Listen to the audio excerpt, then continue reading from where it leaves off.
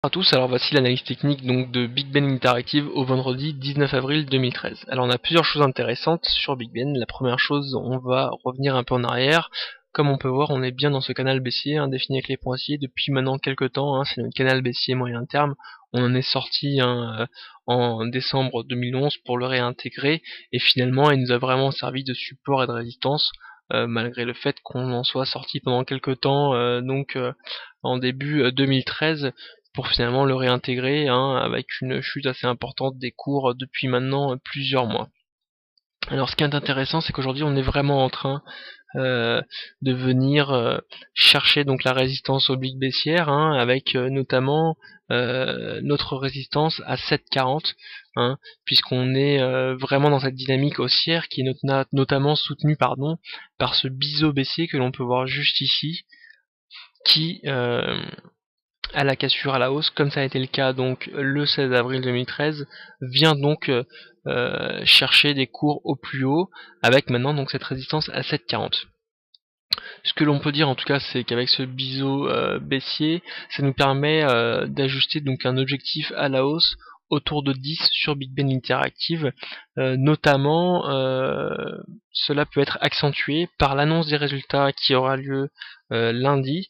Alors on table sur une estimation donc sur le Q4 de 36,2 millions et sur l'année de 162,3 millions.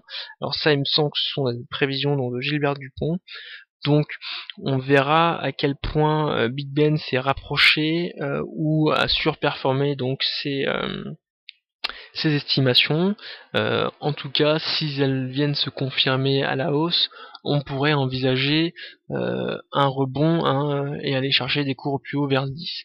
De plus, on peut souligner une légère divergence haussière sur le MACD, puisque comme on peut voir, on est allé chercher des cours donc plus bas. On a eu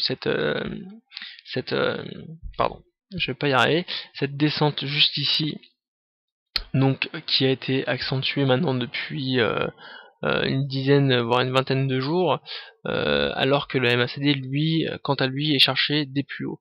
Donc on voit bien donc des plus bas sur les cours et des plus hauts sur le MACD. Donc on a une légère divergence haussière.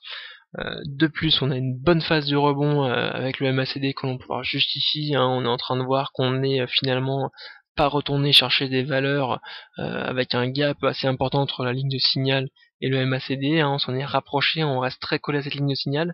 Pour finalement, on voit qu'on est en train un peu de décoller pour aller chercher notamment un MACD positif. On a des stochastiques qui sont élevés, on n'a pas encore un signe d'essoufflement en tout cas. On a un RSI qui s'est relevé, on est maintenant au-dessus de la ligne de neutralité. Et on a aussi le momentum et le CCI qui nous montrent bien qu'on est dans cette phase haussière. Donc on viendra en tout cas surveiller Big Ben Interactive dès lundi à l'annonce des résultats. Je le répète, on a des estimations de 36,2 pour le Q4 et de 162,3 pour l'année. Donc voilà en tout cas pour Big Ben Interactive.